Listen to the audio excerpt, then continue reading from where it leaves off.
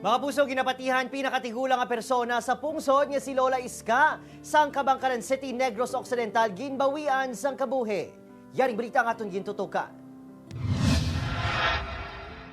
Sa isa ka Facebook post, ginkumpirma sang mahimata ni Lola Francisca Susano ukon mas bantog bilang si Lola Iska, kaya ginbawian ini sang kabuhi sa Ipuluyan kagabi sa Kabangkalan City.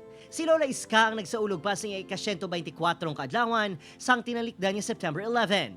Ang ginakabig super centenarian ang nakabaton pa sang madamo nga regalo gikan sa national government, kapulisan, mga abyan kikimata, kag makapila pa ka beses ginkilala sang local government units sang syudad. Suno sa mapo ni Lola Iska, nagapangamuyo sila kagabi sa palibot sang tigulang sang ginbawian ini sang kabuhi samtang nagakatulog. Sang hapon pa lang kahapon, nagareklamo na kuno ini nga nagapalaminot ang yadughan kag nabudlayan maginhawa.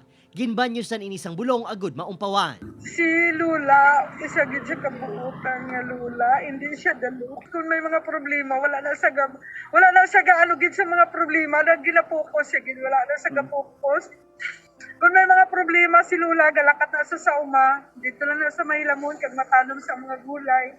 Si Merlin ang isa sa mga nagaunay bantay kay Lola. Ginakabig sining espesyal si Lola Iska, bangod ehemplo ini sang kabakod, kag may hugot nga pagtuo sa mahal nga makaako.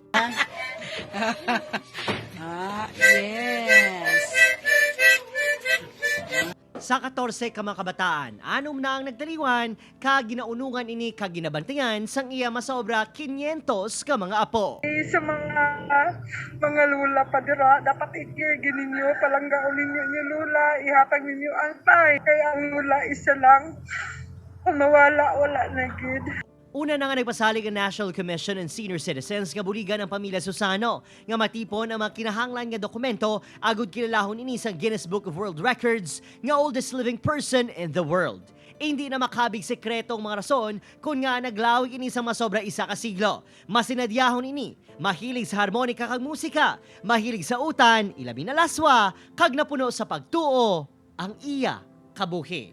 Upod, Kirinil Casillo, Adrian Prietos, 1 Western Visayas.